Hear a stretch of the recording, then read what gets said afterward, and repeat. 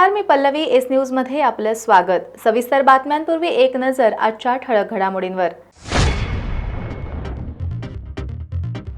अंशतः अनुदानित शाळांमधील शिक्षकांच्या आंदोलनाला विरोधी पक्षांचा पाठिंबा.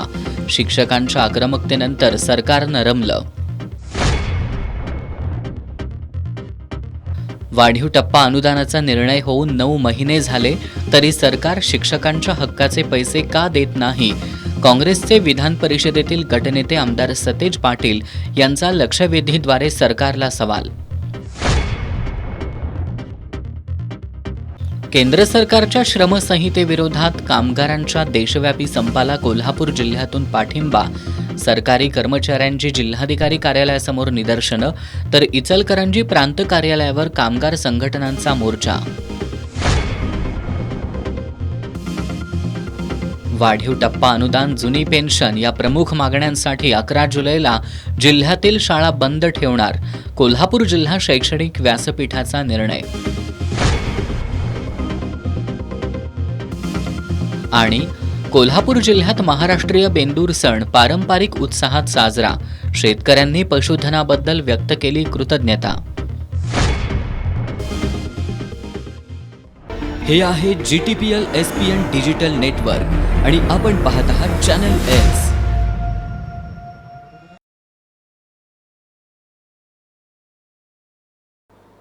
नमस्कार, एस न्यूजच्या बातमीपत्रात आपलं पुन्हा एकदा स्वागत. आता पाहूयात सविस्तर बातम्या. राज्यातील अंशतः अनुदानित शाळांना 14 ऑक्टोबर 2024 रोजी वाढीव टप्पा अनुदानाचं शासन निर्णय लागू करण्यात आले. परंतु या शासन निर्णयाची अंमलबजावणी करत अद्याप निधींची तरतूद करण्यात आलेली नाही. निधीची तरतूद करण्याच्या मागणीसाठी शिक्षक समन्वय संघानं 8 आणि 9 जुलैला शाळा बंदचा निर्णय घेत आझाद मैदानावर आंदोलन सुरू केलंय. आज महाविकास आघाडीचे नेते खासदार शरद पवार, माजी मुख्यमंत्री उद्धव ठाकरे, काँग्रेसचे नेते विजय वडेट्टीवार, आमदार सतेज पाटील आदींनी या आंदोलनाला पाठिंबा दिला. काँग्रेसचे विधान परिषदेतील गटनेते आमदार सतेज पाटील यांनी भेट देत आमचं ठरलंय, हलायचं नाही अशी घोषणा देत सकारात्मक निर्णय झाल्याशिवाय आंदोलन मागं न घेण्याच्या शिक्षकांच्या निर्धाराला पाठिंबा दिला. दरम्यान शिक्षकांच्या शिष्टमंडळांनी मुख्यमंत्री यांची भेट घेऊन चर्चा केली. ही चर्चा सकारात्मक झाल्याचं संघटनेच्या वतीनं सांगण्यात आलं. विधानसभा निवडणुकीपूर्वी म्हणजेच 10 ऑक्टोबर 2024च्या मंत्रिमंडळाच्या बैठकीत राज्यातील अंशतः अनुदानित प्राथमिक, माध्यमिक, उच्च माध्यमिक शाळांना अनुदानाचा वाढीव टप्पा देण्याचा निर्णय घेण्यात आला होता. 14 ऑक्टोबर 2024 रोजी याबद्दलचा शासन निर्णय पारित करण्यात आला. त्यानंतर 3 अधिवेशनं झाली, मात्र यासाठी अद्याप निधीची तरतूद करण्यात आलेली नाही. या पावसाळी अधिवेशनात तरी याची तरतूद करण्यात यावी यासाठी 5 जूनपासून शिक्षक समन्वय संघ महाराष्ट्र राज्य संघटनेच्या वतीनं मुंबईतील आझाद मैदानावर आंदोलन सुरू करण्यात आलंय. या आंदोलनाची शासनानं दखल न घेतल्यानं 8 आणि 9 जुलै रोजी शाळा बंद ठेवण्याचा निर्णय शिक्षक समन्वय संघाच्या वतीनं घेण्यात आला होता. यानुसार काल आणि आज जिल्ह्यातील 75हून अधिक शाळा बंद होत्या, तर 750हून अधिक शिक्षक, शिक्षकेतर कर्मचारी मुंबईमधील आंदोलनात सहभागी झाले होते. राज्यभरातून 20 ते 25 हजार शिक्षकांनी भर पावसात आझाद मैदानावर ठिय्या मारलाय. मंगळवारी पॉइंट ऑफ इन्फॉर्मेशनच्या माध्यमातून शिक्षक आमदार जयंत आसगावकर यांनी विधान परिषदेत हा मुद्दा उपस्थित केला. या शिक्षकांचा संयम सुटत आहे. त्यांच्या शिष्टमंडळाला बोलवून मुख्यमंत्र्यांनी चर्चा करावी अशी मागणी त्यांनी केली होती. यावर मंगळवारी रात्री मंत्री गिरीश महाजन यांनी आंदोलनस्थळी भेट देत उद्या मुख्यमंत्र्यांसोबत बैठक आयोजित करण्याचं आश्वासन दिलं. आज सकाळपासून विविध पक्ष संघटनांचे आमदार, खासदार आणि पदाधिकारी यांनी आंदोलनस्थळी भेट देत आंदोलनाला पाठिंबा दर्शवला. यामध्ये खासदार शरद पवार, माजी मुख्यमंत्री उद्धव ठाकरे, खासदार सुप्रिया सुळे, आमदार रोहित पवार आदींचा समावेश होता. काँग्रेसचे विधिमंडळ पक्षनेते विजय वडेट्टीवार, विधान परिषदेतील गटनेते आमदार सतेज पाटील यांनीही सकारात्मक निर्णय झाल्याशिवाय आंदोलन मागं न घेण्याच्या शिक्षकांच्या निर्धाराला पाठिंबा दिला. यावेळी त्यांनी आमचं ठरलंय, हलायचं नाही अशा घोषणा दिल्या.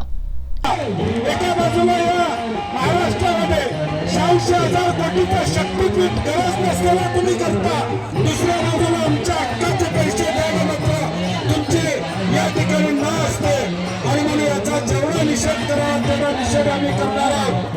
आम्ही मगाशी म्हटल्याप्रमाणे तुम्हाला सगळ्यांना ताकद देण्यासाठी मग प्रचलितचं धोरण असू दे, टप्पा अनुदानाचा विषय असू दे, या सगळ्या विषय मार्गी लागले पाहिजेत. ही आमची महाविकास काँग्रेस पक्ष म्हणून आमची भूमिका या ठिकाणी आहे. आणि म्हणून या आंदोलनाला आमचा पूर्णपणे पाठिंबा आहे. सातत्याने हा प्रश्न पुढे घेऊन जाण्याची भूमिका आमची असणार आहे. सभागृहात काय करायचं, कशा पद्धतीने करायचं धोरण आम्ही आता गेल्यावर या ठिकाणी ठरवू. परंतु मगाशी म्हटल्याप्रमाणे जोपर्यंत निर्णय होत नाही तोपर्यंत आमचं ठरलंय हलायचं नाही. आमचं ठरलंय आमचं ठरलंय. अखेर शिक्षकांच्या आंदोलनाला महाविकास आघाडीच्या नेत्यांनी पाठबळ दिल्यानंतर सरकार समन्वय संघाच्या पदाधिकाऱ्यांशी चर्चेला तयार झाले. त्यानुसार आज सायंकाळी मुख्यमंत्री देवेंद्र फडणवीस यांची आंदोलकांच्या शिष्टमंडळानं भेट घेतली. यामध्ये सकारात्मक चर्चा झाल्याचं शिक्षक समन्वय संघाच्या वतीनं सांगण्यात आलंय. रात्री मंत्री गिरीश महाजन आंदोलनस्थळी येऊन याबाबत घोषणा करण्याची शक्यता आहे. राज्यातील अंशतः अनुदानित शाळांमधील शिक्षकांनी टप्पा अनुदान वाढीच्या मागणीसाठी आझाद मैदानात आंदोलन सुरू केलंय. काँग्रेसचे विधान परिषदेतील गटनेते आमदार सतेज पाटील यांनी या आंदोलनासंदर्भात आज लक्षवेधी मांडली.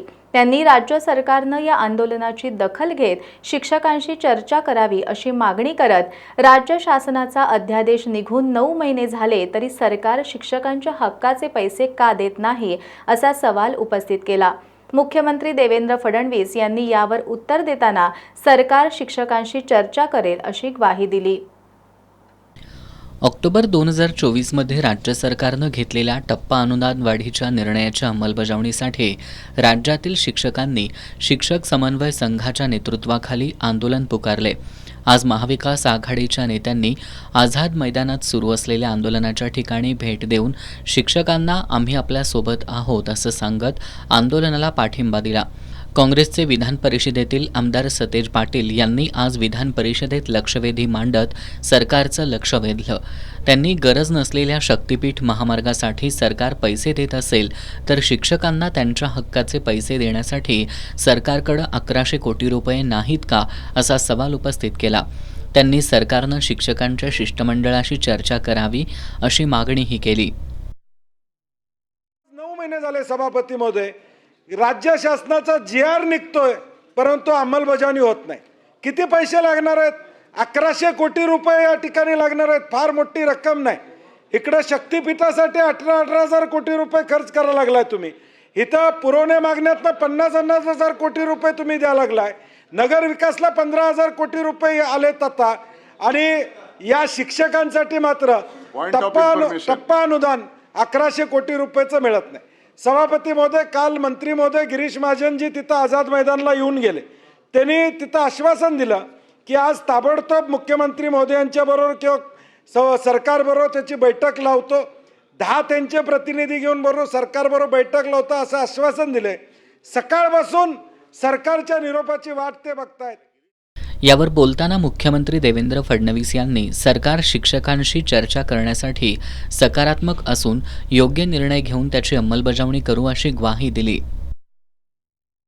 केंद्रीय प्रदूषण महामंडळाच्या धर्तीवर महाराष्ट्र प्रदूषण नियंत्रण मंडळामार्फत आधुनिक तंत्रज्ञानाचा वापर करत सांडपाणी प्रक्रिया केंद्रातून बाहेर पडणाऱ्या पाण्याचं ऑनलाईन मॉनिटरिंग करणारी यंत्रणा उभारण्याचा विचार राज्य सरकार करतंय का असा प्रश्न काँग्रेसचे विधान परिषदेतील गटनेते आमदार सतेज पाटील यांनी उपस्थित केला. यावर उत्तर देताना मंत्री पंकजा मुंडे यांनी राज्य सरकार अशी यंत्रणा उभारण्याचा विचार करत असल्याचं सांगितलं. CPB जसं केंद्र शासनाचं अख्खा देशातल्या अनेक अशा STP CETP मधून पाणी जाणाऱ्यावर ऑनलाईन मॉनिटरिंग करतं आणि जरा जरी त्यामध्ये आढळलं तर ताबडतोब त्यांना रेड अलर्ट त्या ठिकाणी येतो. आपल्याला राज्यामध्ये तशी एक सिस्टीम तयार करावं लागेल MPCBच्या माध्यमातून. आणि ज्या ठिकाणी या पद्धतीचं STP आहेत, CETP आहेत, तिथं ही यंत्रणा आपल्याला स्वतंत्रपणे राज्याच्या MPCB मार्फत करता आली ती एका वर्षात होणार नाही, 2-3 वर्षे लागतील, म्हणजे ते हळूहळू आपल्याला टप्प्यात.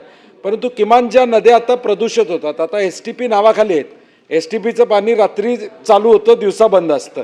हे म्हणजे रात्री चालू असतं, दिवसा बंद असतं, आपलं ते यंत्रणा होऊ शकत नाही. ह्याला टेक्नॉलॉजीचा वापर करूनच उद्याच्या भविष्यकाळात आपल्याला हा प्रश्न टॅकल करावा लागेल. तशा दृष्टीनं सरकारची भूमिका आहे का, किंवा टेक्नॉलॉजीचा वापर करून, कारण की हे होऊ शकणार नाही. राज्यात एवढा अधिकारी वर्ग जाऊन बघणं, प्रत्येक ठिकाणी आता पंचगंगा प्रदूषणाचा प्रश्न अनेक वर्षे प्रलंबित, अनेक नद्या आपल्या प्रदूषित आहेत. तर ह्याला वाटतं टेक्नॉलॉजीचा वापर करून कशा पद्धतीने तुम्ही टॅकल करू शकणार, असं काय नियोजन आहे का? नक्की खूप सुंदर सूचना पण आहे, हा प्रश्न पण आहे, सन्माननीय सदस्य सतीश पाटील यांनी मांडलेला आहे. याच्यामध्ये नक्कीच ऑनलाईन मॉनिटरिंग, मगाशी निरंजनजींनी पण तोच विषय मांडला. याच्यामध्ये आपण STP जे चालू आहेत ते 50% पाणी ट्रीट होत आहे. परत त्या 50% पाण्यामध्ये असंख्य तक्रारी अशा आहेत की रात्रीच्या वेळी हे STPतलं पाणी अनट्रीटेड पाठवलं जातं. बऱ्याच वेळा मी अधिकाऱ्यांना पाठवते, त्याच्यावर धार टाका, त्याच्यावर कारवाई करा, त्यांना फाईन द्या, गुन्हा दाखल करा. पण प्रदूषणाचा प्रश्न सुटणं हे एवढं करून भागणार नाही. तर रिअल टाईम मॉनिटरिंग पाहिजे आणि ते टेक्नॉलॉजीनीच मॉनिटर केलं पाहिजे. म्हणजे त्या टेक्नॉलॉजीला पण जोपर्यंत कोणी त्याला फूल करण्याचं काही शोधत नाही तोपर्यंत ते आपण चांगल्या पद्धतीने काम करता येईल. तर आमच्या ते मनात आहे, आम्ही त्याच्यावर काम करत आहोत. आणि तुम्ही म्हटल्याप्रमाणे त्याला एक वेळ लागेल, पण तो वेळ लागला तरी तो म्हणजे वर्थ असेल की आपण ह्या सगळ्या पोल्युशनला मॉनिटर करू शकू आणि खरी आपल्याकडे परिस्थिती समोर येईल. शिवाजी विद्यापीठानं विधी शाखेकडील कंडिशनल कॅरी ऑन पद्धत बंद करावी अशी मागणी युवक, विद्यार्थी, पालक प्रवेश हक्क आणि संरक्षण संघटनेनं केली आहे. कुलगुरूंना या मागणीचं निवेदन सादर करण्यात आलं.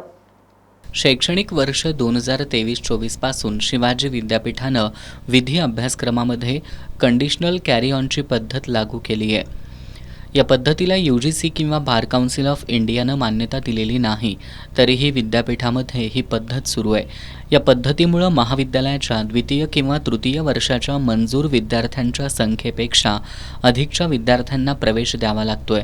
अधिक प्रवेश झाल्यानं वर्गामध्ये विद्यार्थ्यांच्या बैठक व्यवस्थेची अडचण होतीये. यासह शिवाजी विद्यापीठाच्या विविध फीबाबत सुद्धा संभ्रमावस्था आहे. त्यामुळं कंडिशनल कॅरी ऑनची पद्धत बंद करावी अशी मागणी युवक, विद्यार्थी, पालक प्रवेश हक्क आणि संरक्षण संघटनेनं केली आहे. होती. पण या पद्धतीचा जर विचार केला तर ही पद्धत थोडी विद्यार्थीच्या दृष्टिकोनातून फार घातक वाटते. कारण या पद्धतीमध्ये विद्यार्थी जरी पहिल्या वर्षात नापास झाला सर्व विषयात, तरी त्याला पुढच्या वर्षात ॲडमिशन मिळते. आणि दुसऱ्या वर्षात जरी तो नापास झाला, सर्व विषय राहिले, तरी त्याला तिसऱ्या वर्षात ॲडमिशन मिळते. त्यामुळं विद्यार्थ्यांचं कसं नुकसान होते, शैक्षणिक नुकसान होते त्याचं. यामध्ये पालकामध्ये पण चिंता व्यक्त केली जाते. विद्यार्थ्याचा मागचा अभ्यास पूर्ण नसताना त्याला पुढच्या वर्गामध्ये ॲडमिशन देणं हे थोडं शैक्षणिकदृष्ट्या योग्य नाही आहे. माननीय कुलगुरू साहेबांनी विचार करून ही पद्धत बंद करून त्याऐवजी अन्य काय त्यामध्ये खास अशा सुधारणा करता येतात काय, हे पाहून त्याने जरा यामध्ये विचार करावा असं आमच्या संघटनेच्या वतीनं आम्ही त्यांना विनंती केलेली आहे. तर ती माननीय कुलगुरू साहेबांनी मान्य केलेली आहे. त्याबाबत विचार करतो म्हणून असं सांगितलेलं आहे त्यांनी. संघटनेच्या वतीनं शिवाजी विद्यापीठाचे कुलगुरू डॉक्टर DT शिर्के यांना निवेदन देण्यात आलं. निवेदनानंतर कुलगुरू डॉक्टर DT शिर्के यांनी बार काउन्सिल ऑफ इंडियाच्या नियमानुसारच विधी अभ्यासक्रमाच्या परीक्षा घेतल्या जातात असं स्पष्ट केलं. तरीही ही मागणी पुढं पाठवण्याचं आश्वासन दिलं. यावेळी संघटनेचे अध्यक्ष अविनाश माने, उपाध्यक्ष गौरव पोवार, फिरोज सरगुर, प्रतापसिंह शेटे, पप्पू जाधव, साजिद गडवाले आदी उपस्थित होते. राज्यातील गीग कामगारांसाठी स्वतंत्र महामंडळ स्थापन करण्याबाबत सर्वकष धोरण तयार करण्याचा शासनाचा विचार आहे अशी माहिती कामगार मंत्री आकाश फुंडकर यांनी विधान परिषदेत दिली. काँग्रेसचे विधान परिषदेतील गटनेते आमदार सतेज पाटील यांच्यासह अन्य सदस्यांनी याबाबतचा प्रश्न विधान परिषदेत उपस्थित केला होता. काँग्रेसचे विधान परिषदेतील गटनेते आमदार सतेज पाटील यांच्यासह अन्य सदस्यांनी राज्यातील गीग कामगारांसाठी स्वतंत्र महामंडळ स्थापन करण्याबाबतचा प्रश्न विधान परिषदेत उपस्थित केला. राज्यातील वेगवेगळ्या क्षेत्रात असंघटित कामगारांच्या व्याख्येमध्ये बसणाऱ्या गिग कामगारांना सामाजिक आणि आर्थिक सुरक्षा मिळावी या उद्देशानं स्वतंत्र महामंडळाची स्थापना करण्याबाबत शासनाची काय भूमिका आहे अशी विचारणा याद्वारे केली आहे. डिलिव्हरी बॉय, रायडर, ड्रायव्हर आणि इतर असंघटित कामगारांचा या व्याख्येत समावेश केला जाणार का? केंद्र सरकारच्या ई-श्रम पोर्टलवर या सर्व कामगारांना नोंदणी करणं बंधनकारक राहणार आहे काय? स्वतंत्र महामंडळ प्रत्यक्षात कार्यान्वित केल्यानंतर या कामगारांना कोणते आर्थिक आणि सामाजिक लाभ देण्यात येणार? या निर्णयाची प्रत्यक्ष प्रभावीपणे अंमलबजावणी होण्यासाठी शासनानं कोणती कार्यवाही केली आहे असे प्रश्न आमदार सतेज पाटील यांनी उपस्थित केले. यावर उत्तर देताना कामगार मंत्री आकाश फुंडकर यांनी राज्यातील गिग कामगारांसाठी स्वतंत्र महामंडळ स्थापन करण्याबाबत सर्वंकष धोरण तयार करण्याबाबत शासन विचाराधीन असल्याचं सांगितलं. केंद्र सरकारच्या श्रमसंहितेविरोधात कामगार संघटनांनी आज देशव्यापी संप पुकारला होता. या संपाचा भाग म्हणून आज कामगार संघटना संयुक्त कृती समिती, कोल्हापूर जिल्हा अंगणवाडी कर्मचारी संघटना, MR असोसिएशनच्या वतीनं श्रमसंहितेविरोधात प्रांताधिकारी कार्यालयावर मोर्चा काढण्यात आला. कामगारांवर लादल्या जाणाऱ्या 4 नव्या श्रमसंहितेविरोधात देशभरातील कामगार संघटनांनी आज देशव्यापी संप पुकारला. या संपाचा भाग म्हणून इचलकरंजी शहरातील कामगार संघटना संयुक्त कृती समितीच्या वतीनं मुख्य मार्गावरून प्रांताधिकारी कार्यालयावर धडक मोर्चा काढण्यात आला. मोर्चाच्या वतीनं नायब तहसीलदार प्रसाद काटकर यांना निवेदन देण्यात आलं. केंद्र सरकारनं 1 एप्रिलपासून नव्या श्रमसंहितांची अंमलबजावणी सुरू केल्यानं कामगारांचे हक्क, सुरक्षितता, किमान वेतन, कामाचे तास आणि सामाजिक सुरक्षा यासारखे मूलभूत अधिकार धोक्यात येणार असल्याचा आरोप संघटनांनी केलाय. यावेळी कामगारांना नियमित नोकरी, किमान वेतन, पेन्शन, ESI, PF सह संपूर्ण हक्क मिळावेत अशी मागणी करण्यात आली. या संपात भारतीय मजदूर संघाचा सहभाग नसल्यानं संघटनांनी नाराजी व्यक्त केली. यावेळी केंद्र सरकार विरोधात जोरदार घोषणाबाजी केली. या मोर्चात कोल्हापूर जिल्हा अंगणवाडी कर्मचारी संघटना आणि MR असोसिएशनचे पदाधिकारी सहभागी झाले होते. कॉम्रेड भरमा कांबळे, दत्ता माने, राजेंद्र निकम, शामराव कुलकर्णी, सुनील बारवाडे, कुमार कागले, नूर महम्मद बेळकुडे, सदा मलाबादे, हनुमंत लोहार, सविता पावले आदींनी या मोर्चाचं नेतृत्व केलं. कोल्हापूर जिल्हा आराम बस वाहतूक संघटनेच्या शिष्टमंडळानं मंगळवारी पोलीस अधीक्षक योगेश कुमार गुप्ता यांची भेट घेतली. संघटनेनं खाजगी आराम बसवरील अनावश्यक दंडात्मक कारवाई आणि वाहतूकदारांना दिला जाणारा त्रास थांबवण्याची मागणी केली. बस वाहतूकदारांकडून 12 प्रकारचे कर भरून कोट्यावधी रुपयांचा महसूल शासनाला मिळवून दिला जातो.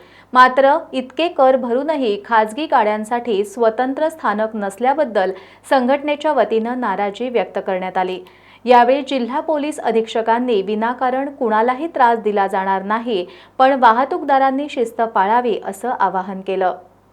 कोल्हापूर जिल्हा आराम बस वाहतूक संघटनेच्या शिष्टमंडळानं मंगळवारी पोलीस अधीक्षक योगेश कुमार गुप्ता यांची भेट घेतली. यावेळी संघटनेच्या वतीनं ऑल इंडिया टुरिस्ट परमिट धारक खाजगी आरामगाड्यांवरील अनावश्यक दंडात्मक कारवाई आणि वाहतूकदारांना दिला जाणारा त्रास थांबवण्याची मागणी करण्यात आली. संघटनेचे अध्यक्ष सतीशचंद्र कांबळे यांनी अप्पर पोलीस महासंचालक वाहतूक यांचं 3 जुलै 2025चं परिपत्रक, सर्वोच्च न्यायालयाचा निर्णय, केंद्र सरकारची 18 एप्रिल 2023ची अधिसूचना यांचे संदर्भ देत खाजगी आराम बस वाहतूकदारांना प्रवासी घेण्यासाठी मज्जाव करू नये अशी मागणी केली. आराम बस वाहतूकदारांच्या माध्यमातून शासनाला रस्ते कर, टोल, GST, आयकर, विमा, परमिट शुल्क, फिटनेस शुल्क, प्रदूषण नियंत्रण प्रमाणपत्र, महानगरपालिका कर, गुमास्ता परवाना कर आणि करमणूक कर असे 12 प्रकारचे कर भरून कोट्यवधी रुपयांचा महसूल मिळवून दिला जातो. मात्र इतके कर भरूनही खाजगी गाड्यांसाठी स्वतंत्र बसस्थानकं, कायदेशीर थांबे किंवा मूलभूत सुविधा उपलब्ध नसल्याबद्दल संघटनेच्या वतीनं नाराजी व्यक्त करण्यात आली. यावेळी गौरव कुसाळे, दिलदार मुजावर यांनी वाहतूकदारांच्या अडचणी मांडल्या. यावेळी पोलीस अधीक्षक योगेश कुमार गुप्ता यांनी वाहतूक पोलिसांकडून कुणालाही विनाकारण त्रास होणार नाही असं आश्वासन दिलं. मात्र खासगी आराम बस वाहतूकदारांनी बेशिस्तपणे वाहनं पार्किंग करू नयेत, वाहतुकीला अडथळा होईल अशा ठिकाणी वाहनं उभी करू नयेत, अन्यथा कारवाई केली जाईल असं सांगितलं. यावेळी मनोज चौगुले, राजू ढाले, अण्णा मालेकर, रफिक राऊतर, रियाज मुजावर, इम्तियाज हकीम, स्वरूप तोडकर, बशीर तहसीलदार, मुस्ताक शेख, अमीर मुजावर, आकाश शर्मा, इर्शाद फरास, राहुल निकम, विकी पाटील आदी उपस्थित होते. राधानगरी तालुक्याच्या पश्चिमेकडील गावांमध्ये महाराष्ट्रीय बेंदूर मोठ्या उत्साहात साजरा झाला. शेतकऱ्यांनी राबणाऱ्या बैलांबद्दल कृतज्ञता व्यक्त केली. राधानगरीत पारंपरिक वाद्यांच्या गजरात बैलांची मिरवणूक काढण्यात आली. राधानगरी तालुक्याच्या पश्चिमेकडील भागात महाराष्ट्रीयन बेंदूर मोठ्या उत्साहात आणि विविध उपक्रमांनी साजरा झाला. वर्षभर राबणाऱ्या बैलांप्रती कृतज्ञता व्यक्त करण्याचा दिवस म्हणजे बेंदूर. बैलांच्या कामांची जागा आता यंत्रांनी घेतली असली तरी अजूनही ग्रामीण भागात शेतकऱ्यांच्या घरी बैलजोडी आहे. आज शेतकऱ्यांनी बैलांना स्वच्छ धुवून त्यांची शिंगं रंगवून त्यांना सजवून नैवेद्य चारत त्यांच्याबद्दल कृतज्ञता व्यक्त केली. बेंदूर सणानिमित्त राधानगरीतील सुधाकर साळुखे आणि काँग्रेसच्या जिल्हाध्यक्षा सुप्रिया साळुखे यांनी पारंपरिक वाद्यांच्या गजरात बैलांच्या मिरवणुकीचं आयोजन केलं होतं. या मिरवणुकीत राधानगरी शहरासह परिसरातील शेतकऱ्यांनी आपल्या बैलांसह सहभाग घेतला. मुसळधार पावसातही बैलांच्या मिरवणुकीचा मोठा उत्साह दिसून येत होता. यावेळी सुप्रिया साळुखे यांनी यांत्रिकीकरण वाढत असलं तरी बैलांचं शेती कामातलं महत्त्व टिकवून ठेवणं गरजेचं असल्याचं सांगितलं. यावेळी सौरभ साळुखे, स्वप्नील साळुखे, अक्षय पोवार, धनाजी टिपुगडे, मनोज पारकर, राकेश मरगळे, अक्षय जोहार, अजित चौगले, कोंडिबा टिपुगडे, बंडा टिपुगडे, ओमकार बालणकर, स्वराज साळुखे यांच्यासह शेतकरी, बैलप्रेमी उपस्थित होते. महाराष्ट्राचा मँचेस्टर म्हणून ओळखल्या जाणाऱ्या इचलकरंजी शहरात महिलांसाठी स्वच्छतागृहच नसल्यानं तीव्र संताप व्यक्त होतोय. आज महाराष्ट्र नवनिर्माण सेनेनं याकडे लक्ष वेधत महापालिकेच्या अतिरिक्त आयुक्त सुषमा शिंदे यांना धारेवर धरलं. महाराष्ट्राचं मँचेस्टर म्हणून इचलकरंजीला ओळखलं जातं, पण या शहरात महिलांसाठी स्वच्छतागृहच नाहीत. शहरातील विविध पक्ष संघटनांनी याबाबत महापालिकेकडे मागणी केली आहे, परंतु यावर कोणतीही कार्यवाही झालेली नाही. महाराष्ट्र नवनिर्माण सेनेच्या शिष्टमंडळानं आज याबाबत महापालिकेच्या अतिरिक्त आयुक्त सुषमा शिंदे यांची भेट घेऊन शहरात महिलांसाठी स्वच्छतागृह बांधण्याची मागणी केली. इचलकरंजी नगरपालिकेचं रूपांतर महानगरपालिकेत झाल्यानंतर कर वाढला, पण महिलांना याचा कोणताही थेट लाभ झाला नाही, असं मनसेचे जिल्हाध्यक्ष रवी गोंदकर यांनी निदर्शनाला आणून दिलं. मनसेच्या शहराध्यक्षा रसिका शिंदे यांनी महापालिका महिलांच्या मूलभूत प्रश्नांकडे दुर्लक्ष करत असल्याचा आरोप केला. आठवडी बाजार, सार्वजनिक ठिकाणं आणि मुख्य रस्त्यांवर महिलांसाठी स्वच्छतागृह नसल्यानं महिलांना मोठ्या अडचणींचा सामना करावा लागत असल्याचं त्यांनी निदर्शनाला आणून दिलं. शहरात महिलांसाठी लवकरात लवकर स्वच्छ, सुरक्षित आणि वापरण्यासाठी सुलभ अशी स्वच्छतागृह बांधण्यात यावीत, अन्यथा आंदोलन करू असा इशारा मनसेनं दिलाय. महाराष्ट्र नवनिर्माण सेना वेळोवेळी वेगवेगळ्या शहरातले जे प्रश्न आहेत त्यांच्या संदर्भात निवेदन देतच असते. आज सुद्धा आम्ही आयुक्त मॅडमांना निवेदन दिलेलं आहे. सार्वजनिक स्वच्छतेचा अभाव आहे, महिलांसाठी स्वच्छतागृह नाही आहेत, त्यामुळे आम्ही निवेदन दिलेलं आहे. महिलांचे बरेच प्रॉब्लेम असतात आणि अशा प्रॉब्लेम जर महानगरपालिकेकडून सुटत नसतील तर ही खूप मोठी शोकांतिका आहे. एकदा नाही तर महाराष्ट्र नवनिर्माण सेनेनं असं तिसरं निवेदन दिलेलं आहे. आता तरी त्यांच्या मागे जे ब्रीदवाक्य लिहिलं आहे की जनहितासाठी आम्ही आहोत, त्याचा अंमलबजावणी आता करतात की नाही एवढंच आम्हाला बघायचं आहे आणि इथून पुढे आम्हाला निवेदन द्यायची वेळ येणार नाही अशी अपेक्षा व्यक्त करते. दरम्यान निवेदन देण्यासाठी आलेल्या मनसे कार्यकर्त्यांना महापालिकेच्या प्रवेशद्वाराजवळ महाराष्ट्र सुरक्षा दलाच्या कर्मचाऱ्यांनी अडवल्यानं काही काळ तणाव निर्माण झाला होता. शिष्टमंडळानं अतिरिक्त आयुक्त सुषमा शिंदे यांना सुरक्षा रक्षकांकडून झालेल्या अडवणुकीचा प्रकार सांगितल्यानंतर त्यांनी पुन्हा असं होणार नाही अशी ग्वाही दिली. अतिरिक्त आयुक्त सुषमा शिंदे यांनी स्वच्छतागृहांबाबत संबंधित अधिकाऱ्यांना जाब विचारत त्यांची चांगलीच कान उघाडणी केली. यावेळी अधिकाऱ्यांनी सार्वजनिक बांधकाम खात्याकडून भरीव निधी मंजूर झाला असून त्यामध्ये शहरात 13 ठिकाणी महिलांसाठी स्वच्छतागृह बांधण्यात येणार असल्याचं सांगितलं. यावेळी अतिरिक्त आयुक्तांनी स्वच्छतागृह स्वच्छतेचा ठेका घेतलेल्या मक्तेदारांवर ताशेरे ओढत दंडात्मक कारवाई करण्याचे आदेशही दिले. यावेळी रवी गोंदकर, राजेंद्र निकम, प्रताप पाटील, अभिषेक सारडा, रसिका साळुंखे आदी उपस्थित होते. राधानगरी तालुक्याच्या पश्चिम भागातील अतिदुर्गम आणि डोंगराळ परिसरातील दाजीपूर, शिवाचीवाडी, ओलवण, डिगस या गावांमधील BSNL मोबाईल टॉवर गेल्या महिनाभरापासून बंद आहेत. यामुळे लोकांची गैरसोय होतीये. येत्या 2 दिवसांमध्ये BSNLनं सेवा सुरळीत केली नाही तर आक्रमक आंदोलन करू असा इशारा मनसेनं दिलाय. राधानगरी तालुक्यातील दाजीपूर, शिवाचीवाडी, ओलवण, डिगस या भागामधील BSNLचे टॉवर बंद झाल्यामुळं मोबाईल इंटरनेट सेवा ठप्प असल्यानं बँकिंग व्यवहारांसह अन्य डिजिटल व्यवहार बंद आहेत. यामुळं लोकांची गैरसोय होते. BSNLनं तातडीनं मोबाईल सेवा सुरू करावी, अन्यथा तीव्र आंदोलन छेडू असा इशारा देत मनसेनं BSNLला निवेदन सादर केलंय. यावेळी निवेदन देताना मनसेचे जिल्हा उपाध्यक्ष राजेंद्र चव्हाण, सुनील मोहिते, प्रकाश चव्हाण, सिद्धेश मोरजकर, शिवाजी भोसले, संतोष महाबळे, नारायण पाटील, संतोष पाटील, रामचंद्र कदम, जगदीश पाटील यांच्यासह दाजीपूर, ओलवण परिसरातील ग्रामस्थ उपस्थित होते. दगडखाणीत उत्खनन करणारा हेलिकॉप्टर घेत असेल तर शासनाला किती पैसे मिळाले पाहिजेत अशी विचारणा आमदार सतेज पाटील यांनी बुधवारी विधान परिषदेत केली. कोल्हापूर जिल्ह्यामधील हातकणंगले तालुक्यातील टोप आणि कासारवाडीच्या हद्दीत डोंगर रांगात मोठ्या प्रमाणात अनधिकृत उत्खनन केलं जात असल्याकडे त्यांनी सरकारचं लक्ष वेधलं. महसूल विभागाच्या अधिकाऱ्यांना हे उत्खनन नजरेस पडत नाही का? महसूल विभागाच्या अधिकाऱ्यांनी डोळ्यांवर पट्टी बांधली आहे का असे सवाल उपस्थित करत आमदार सतेज पाटील यांनी अनधिकृत उत्खनन करणाऱ्यांकडून सरकारनं रॉयल्टी वसूल करावी अशी मागणी केली. यावर उत्तर देताना महसूल मंत्री चंद्रशेखर बावनकुळे यांनी राज्यात ज्या ज्या ठिकाणी अनधिकृत उत्खनन सुरू असेल तिथं त्यांच्यावर कारवाई केली जाईल अशी ग्वाही दिली आहे. महत्त्वाचा प्रश्न आहे आणि मंत्री महोदयांनी उत्तर दिलेलं आहे. ज्या खाणी काढलेल्या असतात त्याचं संगोपन किंवा त्याच्यात काय करणं. कोल्हापूरमध्ये कोल्हापूर महापालिकेने इथं इनर्ट मटेरियल टाकण्यासाठी परवानगी घेतली, MPCBकडनं वगैरे परवानगी घेतल्या, परंतु स्थानिक विरोध असल्यामुळे थोडं ते मागं पडलं. हा एक भाग. परंतु अशा पद्धतीनं इनर्ट मटेरियल टाकून या खाणी भरून घेता येईल का? कारण की त्या विना वापर आहेत.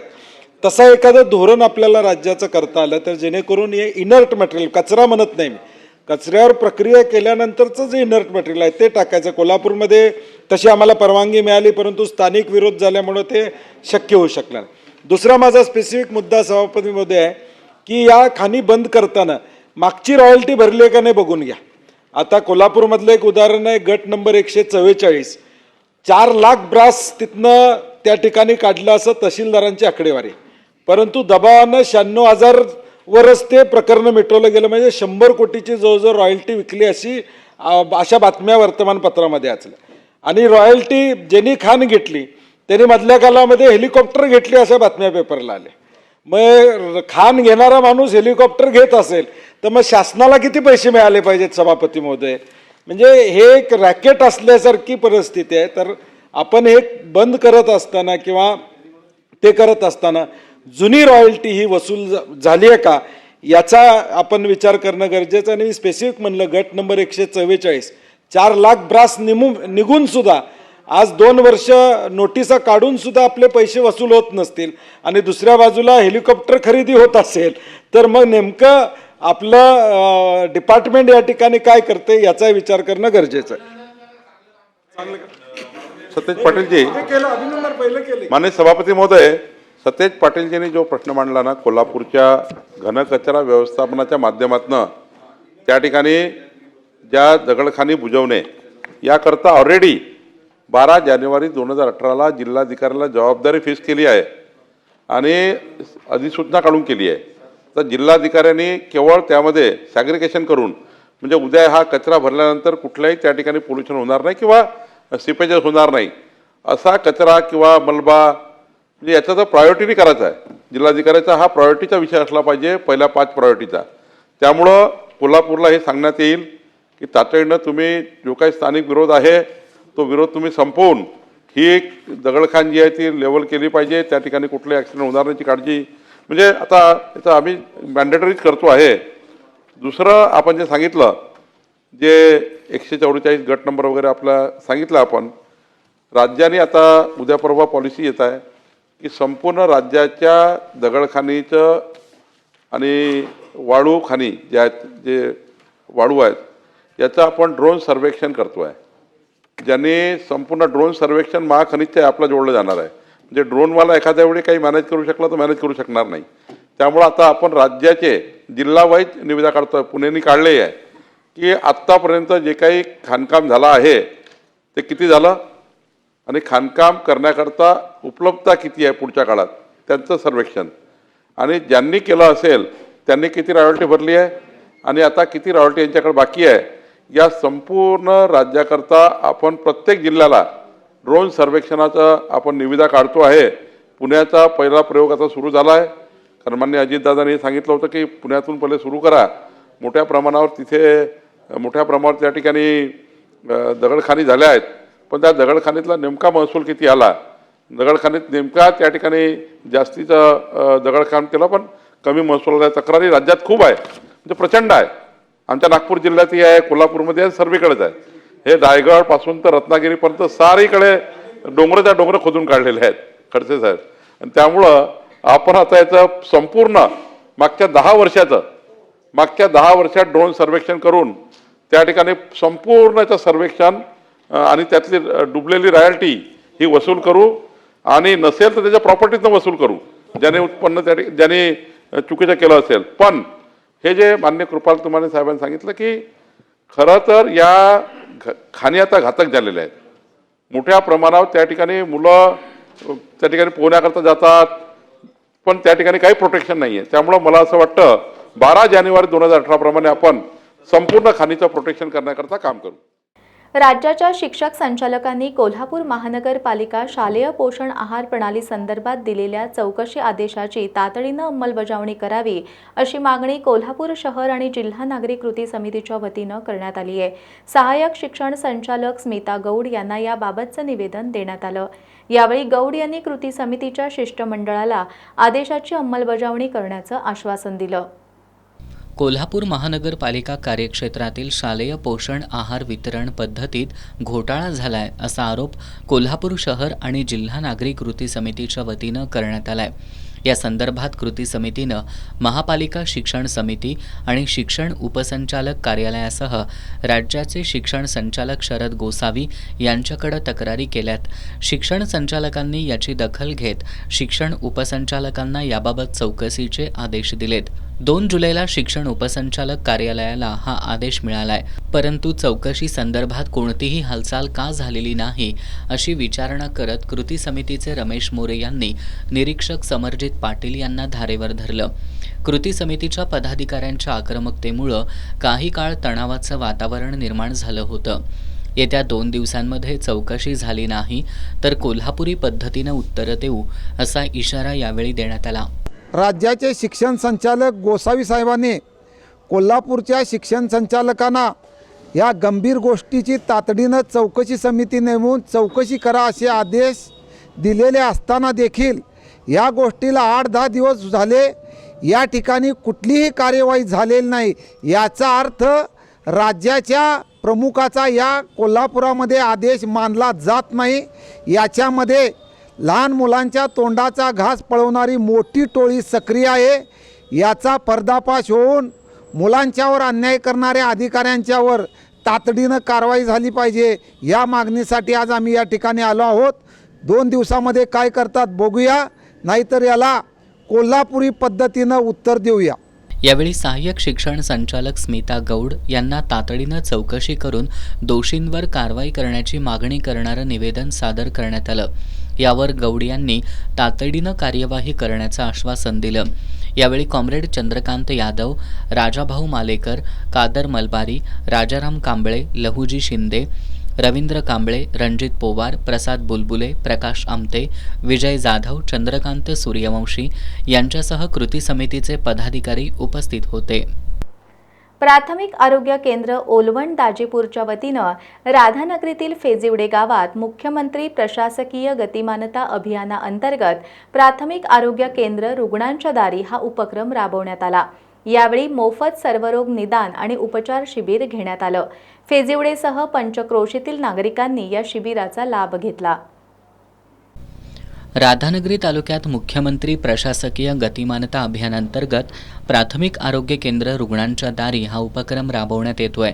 आज प्राथमिक आरोग्य केंद्र दाजीपूरच्या वतीनं राधानगरीतील फेजिवडे गावात सर्व रोग निदान शिबिर घेण्यात आलं। शिबिराचं उद्घाटन तालुका वैद्यकीय अधिकारी डॉक्टर आर शेटे आणि फेजिवडेच्या सरपंच प्रतिभा कासार यांच्या हस्ते करण्यात आलं। शिबिरात विविध रोगांच्या निदानासह मोफत उपचार करण्यात आले। या शिबिराचा 200हून अधिक गरजूंनी लाभ घेतला। यावेळी नागरिकांना गोल्डन कार्डचं वाटप करण्यात आलं। शिबिरावेळी वैद्यकीय अधिकारी डॉक्टर सरिता मोरे, तालुका आरोग्य सहाय्यक गजानन मोहिते, आरोग्य सहाय्यक निरंजन मिठबावकर, किरण हंगे, दिग्विजय गाडगीळ, सारिका बावडेकर, तृप्ती मोहिते, स्नेहल मगदूम, रतन अंबरगे, उपसरपंच मस्जिद मावळेकर यांच्यासह आशा सेविका आणि आरोग्य कर्मचारी उपस्थित होते। अंशतः अनुदानित शाळांना अनुदानाचा पुढील टप्पा तात्काळ देण्यात यावा, जुनी पेन्शन योजना लागू करण्यात यावी या मुख्य मागण्यांसाठी 11 जुलै रोजी जिल्ह्यातील सर्व शाळा बंद ठेवण्यात येणार आहेत। या दिवशी जिल्हाधिकारी कार्यालयावर मोर्चा सुद्धा काढण्यात येणार आहे। जिल्हा शैक्षणिक व्यासपीठ संस्थाचालक आणि मुख्याध्यापक संघाच्या पदाधिकाऱ्यांनी पत्रकार बैठकीत ही माहिती दिली। अंशतः अनुदानित शाळांना अनुदानाचा पुढील टप्पा द्यावा, जुनी पेन्शन योजना लागू करण्यात यावी, 15 मार्च 2024चा संच मान्यता आदेश रद्द करावा, पोर्टलद्वारे केली जाणारी शिक्षक आणि शिक्षकेतर कर्मचारी भरती प्रक्रिया रद्द करून पूर्वीप्रमाणे भरतीचा अधिकार संस्थेला देण्यात यावा या प्रमुख मागण्यांसाठी कोल्हापूर जिल्ह्यातील प्राथमिक, माध्यमिक आणि उच्च माध्यमिक शाळा शुक्रवारी 11 जुलै रोजी बंद ठेवण्यात येणार आहेत। तसंच त्या दिवशी दसरा चौक ते जिल्हाधिकारी कार्यालय मोर्चा काढण्यात येणार आहे। जिल्हा शैक्षणिक व्यासपीठाचे अध्यक्ष SD लाड यांनी पत्रकार बैठकीत ही माहिती दिली। या पत्रकार बैठकीला मुख्याध्यापक संघाचे चेअरमन राहुल पवार, सचिव RY पाटील, शिक्षक नेते दादा लाड, स्वामी विवेकानंद शिक्षण संस्थेचे CEO कौस्तुभ गावडे, CM गायकवाड, शिवाजी माळकर, संजय पाटील, राजेंद्र कोरे, संतोष आयरे, सुंदर देसाई, सुनील कुरणे यांच्यासह इतर पदाधिकारी आणि सदस्य उपस्थित होते। सरकारनं अन्यायकारक कामगार विरोधी कायदे रद्द करावेत या मागणीसाठी पुकारण्यात आलेल्या देशव्यापी संपाला राज्य सरकारी आणि निमसरकारी कर्मचारी संघटनेनं पाठिंबा देत जिल्हाधिकारी कार्यालयासमोर निदर्शनं केली। यावेळी संघटनेनं अन्यायकारक कायदे रद्द केले नाहीत तर सप्टेंबरमध्ये बेमुदत संपावर जाऊ असा इशारा दिलाय। केंद्र आणि राज्य सरकारच्या अन्यायकारक कामगार धोरणांविरोधात राज्य मध्यवर्ती सरकारी, निमसरकारी कर्मचारी, शिक्षक, शिक्षकेतर कर्मचारी संघटना समन्वय समितीच्या वतीनं आज जिल्हाधिकारी कार्यालयासमोर निदर्शनं करण्यात आली। केंद्र सरकारकडून कामगार विरोधी, शेतकरी विरोधी आणि देशविरोधी कॉर्पोरेट धार्जिणी धोरणं अवलंबली जात असल्याचा आरोप करत देशभरातील विविध 10 कामगार संघटनांनी आज भारत बंदची हाक दिली होती। या बंदला सरकारी, निमसरकारी, शिक्षक, शिक्षकेतर कर्मचारी संघटनेनं पाठिंबा दिला। सरकारनं अन्यायकारक कामगार धोरणं बदलली नाहीत तर सप्टेंबरमध्ये राज्य सरकारी आणि निमसरकारी कर्मचारी बेमुदत संपावर जातील असा इशारा यावेळी देण्यात आला। ते विधेयक रद्द करा, जुनी पेन्शन सर्वांनाच मिळाली पाहिजे, निम्म्याधिक शिक्षकांना अजून ती मिळत नाही, जे आता रिटायर झाले त्यांनाही मिळालेलं नाही, ती अधिसूचना ताबडतोब काढा अशी आमची मागणी आहे।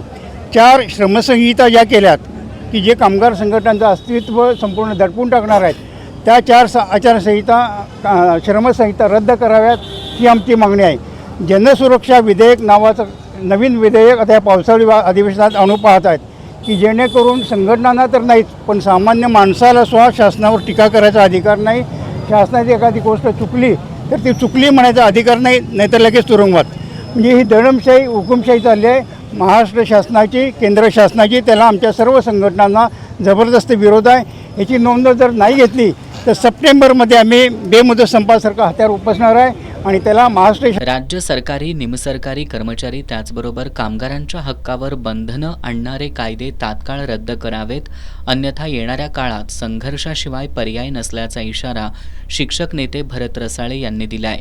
कर्मचाऱ्यांना मेडिक्लेम योजना लागू करावी या प्रमुख मागण्यासाठी आजचं हे देशव्यापी आंदोलन आहे. या आंदोलनामध्ये देशभरामध्ये जर तुम्ही आढावा घेतला तर प्रचंड प्रतिसाद मिळतो आहे. त्यामुळे महाराष्ट्र शासनाला आणि केंद्र शासनाला या आंदोलनाद्वारे आम्ही इशारा देऊ इच्छितो. आमच्या ज्या काही प्रमुख मागण्या आणि आमच्या हक्कावर गदा येणारं जे आपलं विधेयक आहे ते तात्काळ मागं घ्यावं, आमच्याशी चर्चा करावी, अन्यथा यापुढेही याच्यापेक्षाही तीव्र आंदोलन आपण छेडू. वसंत डावरे, संजय क्षीरसागर, विठ्ठल बेलेकर, नितीन कांबळे, कुमार कांबळे, रामचंद्र रेवडे, राहुल शिंदे, दिलीप शिंदे, शैक्षणिक व्यासपीठाचे सुधाकर सावंत आदींनी निदर्शनांमध्ये सहभाग घेतला. गडिंग्लजमधील कैलासवासी केदारी रेडेकर आयुर्वेदिक महाविद्यालयाचे सहाय्यक प्राध्यापक डॉक्टर प्रथमेश कोडके आणि ढवळी फोंडामधील गोमांतक आयुर्वेद महाविद्यालयाचे सहयोगी प्राध्यापक डॉक्टर समीर जोशी यांनी आपले अनुभव, शास्त्रीय अभ्यास आणि समाजहिताचा दृष्टिकोन आयुर्वेद सर्वसामान्यांसाठी भाग 1 आणि 2 या ग्रंथामधून मांडलाय. गोव्यातील राजीव गांधी कला मंदिरात नुकताच या ग्रंथाचा प्रकाशन सोहळा गोवा राज्याचे सहकार मंत्री सुभाष शिरोडकर, NRI आयुक्त नरेंद्र सवाईकर, गोमांतक आयुर्वेद महाविद्यालयाच्या माजी प्राचार्य डॉक्टर अनुरा बाळे आणि प्रकाशक प्रियांका जोशी यांच्या उपस्थितीत करण्यात आला. मुरगुड शहर पत्रकार संघाच्या बहुप्रतीक्षित पत्रकार भवन बांधकामाचा शुभारंभ मुरगुड नगरपालिकेचे मुख्याधिकारी तथा प्रशासक आतिश वळंजू यांच्या हस्ते करण्यात आला. यावेळी त्यांनी दानशूर नागरिकांनी पत्रकार भवन उभारणीसाठी सहकार्य करावं असं आवाहन केलं. पत्रकार संघाचे अध्यक्ष प्राध्यापक रवींद्र शिंदे कार्यक्रमाच्या अध्यक्षस्थानी होते. बांधकामासाठी सहकार्य केल्याबद्दल प्रशासक आतिश वळंजू आणि अभियंता सागर भोसले यांचा सत्कार करण्यात आला. यावेळी पत्रकार संघाचे माजी अध्यक्ष प्राचार्य श्याम पाटील आणि कल्पना पाटील यांच्या हस्ते चौकट पूजन करण्यात आलं. कार्यक्रमाचे प्रमुख पाहुणे म्हणून लोकमतचे वरिष्ठ उपसंपादक संतोष मोरबाळे उपस्थित होते. यावेळी पत्रकार संघाचे उपाध्यक्ष राजू चव्हाण, माजी प्राचार्य महादेव कानकेकर, संतोष भोसले, धनश्री चव्हाण आणि विजय मोरबाळे आदी मान्यवर उपस्थित होते. मुरगुड चिमगाव रस्त्यालगत असलेल्या एका मंगल कार्यालयासमोर झुडपांमध्ये सोनगे गावातील बेपत्ता शेतकऱ्याचा मृतदेह आढळून आलाय. बाळासाहेब शिवाप्पा लोंढे असं या शेतकऱ्याचं नाव आहे. मुरगुड चिमगाव रस्त्यालगत असणाऱ्या झुडपांमध्ये गवत सफाईचं काम सुरू असताना स्थानिकांना एक मृतदेह आढळून आला. मुरगुड पोलिसांना याची माहिती देण्यात आली. पोलिसांनी तपास सुरू केला. यामध्ये मृत व्यक्तीचं नाव बाळासाहेब शिवाप्पा लोंढे असून ते सोनगे गावचे रहिवासी असल्याचं निष्पन्न झालं. लोंढे हे 2 जुलै रोजी दुपारी चिमगाव परिसरात एका कार्यक्रमासाठी आले होते. त्यानंतर ते घरी परतले नव्हते. नातेवाईकांनी सर्वत्र शोधाशोध करूनही ते सापडले नसल्यानं मुरगुड पोलीस ठाण्यात ते बेपत्ता असल्याची नोंद करण्यात आली होती. मंगळवारी लोंढे यांचा मृतदेह झाडाझुडपात आढळून आला. लोंढे यांच्या आकस्मिक मृत्यूमुळं सोनगे गावावर शोककळा पसरली आहे. मुरगुड पोलीस या प्रकरणी अधिक तपास करतायत. राधानगरी पोलीस ठाण्याच्या हद्दीतील जबरी चोरीचे 2 गुन्हे उघडकीस आणण्यात कोल्हापूर LCBला यश आलंय. आरोपींकडून 9 तोळे सोन्याचे दागिने आणि 1 मोटरसायकल असा एकूण 9,50,000चा मुद्देमाल पोलिसांनी जप्त केलाय. राधानगरी पोलीस ठाण्याच्या हद्दीतील सावर्डे पाटणकरमध्ये शेतात काम करणाऱ्या सोनाबाई मारुती पाटील आणि चक्रेश्वरवाडीमधील मंगल तुकाराम नरके या 2 महिलांना मारहाण करून त्यांच्या गळ्यातील सोन्याचे दागिने चोरून नेल्याची घटना घडली होती. LCBने या चोऱ्यांचा समांतर तपास सुरू केला. पोलीस निरीक्षक रवींद्र कळमकर यांनी घटनास्थळी भेट देत तपास पथकं नेमत या चोरींचा छडा लावण्याचा प्रयत्न सुरू केला. या तपासादरम्यान चक्रेश्वरवाडीतील नामदेव पाटील याच्याकडं संशयाची सुई फिरली. तो लक्षतीर्थ वसाहत परिसरातील आयडियल कॉलनीमध्ये फिरत असल्याची माहिती LCBला मिळाली होती. पोलिसांनी सापळा रचून त्याला पकडलं. सुरुवातीला नामदेव पाटील यानं उडवाउडवीची उत्तरं दिली, परंतु त्याला पोलिसी खाक्या दाखवताच त्यानं चोरीची कबुली दिली आहे. त्याच्याकडून 9 तोळे सोन्याचे दागिने आणि दुचाकी असा सुमारे 9.5 लाख रुपयांचा मुद्देमाल जप्त करण्यात आलाय. पोलीस निरीक्षक रवींद्र कळमकर यांच्या मार्गदर्शनाखाली LCBच्या पथकांनी या कारवाईत सहभाग घेतला. इचलकरंजी शहरातील हरवलेल्या आणि चोरीस गेलेल्या मोबाईलचा तपास करून शहापूर पोलिसांनी 27 मोबाईल ताब्यात घेतलेत. हे सर्व मोबाईल मूळ मालकांना परत देण्यात आलेत. तब्बल 4,62,000 रुपयांचे हे मोबाईल असून ते परत मिळाल्यानं मोबाईल मालकांच्या चेहऱ्यावर समाधान दिसून येत होतं. इचलकरंजीतील शहापूर पोलीस ठाण्यात मोबाईल चोरीच्या अनेक तक्रारी दाखल झाल्या होत्या. अशा मोबाईलचा पोलिसांनी CEIR या पोर्टलच्या माध्यमातून शोध घेतला. त्यासाठी पोलीस कॉन्स्टेबल रोहित डावाळे आणि अभिजित तेलंग यांचं एक पथक तयार करून चोरीला गेलेल्या मोबाईलचा शोध घेण्यात येत होता. यामध्ये सायबर पोलीस ठाण्याकडील police head constable Amar Vasudev यांच्या सहकार्यानं महिन्याभरात 4,62,000 रुपये किमतीचे 27 मोबाईल महाराष्ट्र आणि कर्नाटक राज्यातून शोधून ताब्यात घेतलेत. या सर्व मोबाईलची कागदोपत्री खात्री करून घेत पोलीस निरीक्षक सचिन सूर्यवंशी यांच्या हस्ते ते मूळ मालकांना परत देण्यात आले. ज्या नागरिकांचे मोबाईल गहाळ अथवा चोरीला गेले आहेत त्यांनी तात्काळ CEIR या पोर्टलवर त्याची माहिती भरावी असं आवाहन पोलीस निरीक्षक सूर्यवंशी यांनी केलंय. इचलकरंजीतील गावभाग पोलिसांनी कंजारभाट वसाहतीमध्ये छापा टाकून 300 ग्रॅम गांजा जप्त केलाय. या कारवाईमध्ये विलास राजपूत याला अटक करण्यात आली आहे. इचलकरंजीतील कांजारभाट वसाहतीमध्ये विलास राजपूत यांच्या घरी गांजा मिळत असल्याची गोपनीय माहिती गावभाग पोलिसांना मिळाली होती. या माहितीनुसार गावभाग पोलिसांनी त्या ठिकाणी छापा टाकला. या छाप्यात 300 ग्रॅम गांजा पोलिसांनी जप्त केलाय. या कारवाईत विलास राजपूत याला पोलिसांनी अटक केली आहे. याच परिसरात आणखी काही ठिकाणी गांजा असल्याची शक्यता व्यक्त होतीये. कोल्हापूर डिस्ट्रिक्ट बॅडमिंटन असोसिएशनच्या वतीनं कोल्हापुरातील अंबाई डिफेन्स हॉलमध्ये जिल्हास्तरीय बॅडमिंटन स्पर्धेचं आयोजन करण्यात आलंय. असोसिएशनचे अध्यक्ष सतीश घाटगे यांच्या हस्ते या स्पर्धेचं उद्घाटन करण्यात आलं. आज 15 वर्षांखालील मुले, मुली आणि 13 वर्षांखालील मुलांचे सामने पार पडले. कोल्हापूर डिस्ट्रिक्ट बॅडमिंटन असोसिएशनच्या वतीनं जिल्हास्तरीय बॅडमिंटन स्पर्धेचं आयोजन करण्यात आलंय. अंबाई डिफेन्स हॉलमध्ये या स्पर्धेला आजपासून सुरुवात झाली. असोसिएशनचे अध्यक्ष सतीश घाटगे यांच्या हस्ते आज सकाळी या स्पर्धेचं उद्घाटन करण्यात आलं. यावेळी असोसिएशनचे उपाध्यक्ष विनोद भोसले यांच्यासह चंद्रशेखर सोवनी, तन्मय करमरकर आदी पदाधिकारी उपस्थित होते. आज 15 वर्षाखालील मुले आणि मुली आणि 13 वर्षाखालील मुले यांच्या एकेरी लढती पार पडल्या. 15 वर्षाखालील मुलांमध्ये निषाद कुलकर्णी, सर्वज्ञ माने, आराध्य फराकटे, अथर्व कोले, आयुष पाटील, स्वर हावळ यांनी प्रतिस्पर्ध्यांवर विजय मिळवले. 15 वर्षाखालील मुलींमध्ये श्रद्धा म्हाळुंगेकर, जुई तोडकर, वेदांती आंबी, सिद्धी पवार यांनी प्रतिस्पर्ध्यांवर विजय मिळवले. 13 वर्षाखालील मुलांमध्ये अभिनव तुपे, अनंत घाटगे, आव्हान बाबर, रणवीर पाटील यांनी प्रतिस्पर्ध्यांवर विजय मिळवले. उर्वरित गटातील लढती उद्या होणार आहेत. आज बेंदूर, बैलांप्रती कृतज्ञता व्यक्त करण्याचा दिवस. या सणानिमित्त पन्हाळा तालुक्यातील सुळे गावातील एका शेतकऱ्यानं गावातून बैलांची मिरवणूक काढली. आज महाराष्ट्रीय बेंदूर सणानिमित्त पन्हाळा तालुक्यातील सुळे गावातील पांडुरंग विष्णू पाटील या शेतकऱ्यानं आपल्या सर्जा राजा बैलांना आकर्षक पद्धतीनं सजवलं होतं.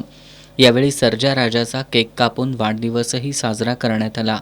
बेंदूर सणानिमित्त हलगीच्या तालावर बैलांची गावातून मिरवणूक काढण्यात आली. मिरवणुकीदरम्यान महिलांनी ठिकठिकाणी बैलांची पूजा करून औक्षण केलं. बैलांची मिरवणूक पाहण्यासाठी ग्रामस्थांनी गर्दी केली होती. बातमीपत्रात शेवटी पुन्हा एकदा एक नजर आजच्या ठळक घडामोडींवर. अंशतः अनुदानित शाळांमधील शिक्षकांच्या आंदोलनाला विरोधी पक्षांचा पाठिंबा. शिक्षकांच्या आक्रमकतेनंतर सरकार नरमलं. वाढीव टप्पा अनुदानाचा निर्णय होऊन 9 महिने झाले तरी सरकार शिक्षकांच्या हक्काचे पैसे का देत नाही. काँग्रेसचे विधान परिषदेतील गटनेते आमदार सतेज पाटील यांचा लक्षवेधीद्वारे सरकारला सवाल. केंद्र सरकारच्या श्रमसंहितेविरोधात कामगारांच्या देशव्यापी संपाला कोल्हापूर जिल्ह्यातून पाठिंबा. सरकारी कर्मचाऱ्यांची जिल्हाधिकारी कार्यालयासमोर निदर्शनं तर इचलकरंजी प्रांत कार्यालयावर कामगार संघटनांचा मोर्चा. वाढीव टप्पा अनुदान, जुनी पेन्शन या प्रमुख मागण्यांसाठी 11 जुलैला जिल्ह्यातील शाळा बंद ठेवणार. कोल्हापूर जिल्हा शैक्षणिक व्यासपीठाचा निर्णय. आणि कोल्हापूर जिल्ह्यात महाराष्ट्रीय बेंदूर सण पारंपरिक उत्साहात साजरा. शेतकऱ्यांनी पशुधनाबद्दल व्यक्त केली कृतज्ञता. बातम्यांच्या ताज्या अपडेटसाठी एस न्यूज कोल्हापूर या आमच्या वेबसाईटला जरूर भेट द्या. त्याचबरोबर एस न्यूज कोल्हापूर हे आमचं यूट्यूब चॅनल जरूर सबस्क्राईब करा. याबरोबरच आजचं हे बातमीपत्र संपलं. नमस्कार.